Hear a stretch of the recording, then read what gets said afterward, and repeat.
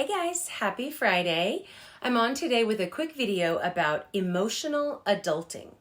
So we've all heard of adulting, right? But emotional adulting is a specific form of adulting that relates to how we handle our emotions. So one important example of emotional adulting is addressing problems or dealing with issues that you have with someone else versus just saying nothing, sweeping it under the rug, letting things fester, letting things build, letting those grievances pile up to the point that you explode. It's like that pressure cooker where the top builds or the pressure builds and builds and builds and then the top blows off. So not the best way to handle things, because then there's this big explosion and now that just reinforces your desire to not bring issues up. So a big reason people don't tackle issues with other people is that they see it as confrontation, or they worry it will become conflictual. So they're thinking this before they even go into the conversation. This type of thinking, this type of conditioning where they've been led to think this way could be due to circumstances of their upbringing. It could be due to past actual experiences interacting with other people. It could be due to low self-esteem, a poor self-image, you name it, any number of reasons that we can land in that position. But it's all about perspective. So if this describes you, let me offer you a reframe, a different way of thinking about this. Don't see addressing an issue as confrontational or potentially conflictual, like it's just going to be some sort of problem. You have to see it as simply maturely talking to another person with the goal of some type of progress.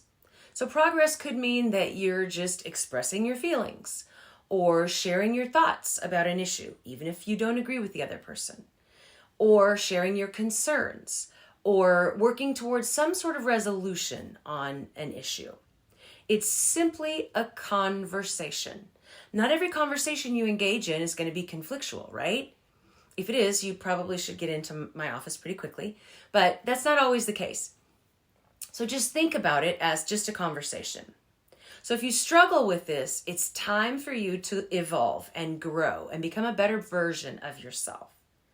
So what you have to do is figure out the self-limiting beliefs that are in your way. What are those fears and underlying thoughts that are driving your fear, your behavior, your avoidance of issues? And then you have to overcome those and work on seeing it as just a conversation. And then the more you practice that, the easier it will become. So you can work on self-limiting beliefs by reading. There are various books about this. You can watch videos online. You can see a therapist or talk to a friend who you trust and who's going to give you some honest feedback. Or you can take my self-limiting beliefs class on Thinkific. And that walks through all of the different types of self-limiting beliefs, where they come from, and how to overcome them. Any way you look at it, you have to simply see it as a conversation and not a confrontation. So figure out what it is that lies beneath, what's driving your fear, and go be a grown-up.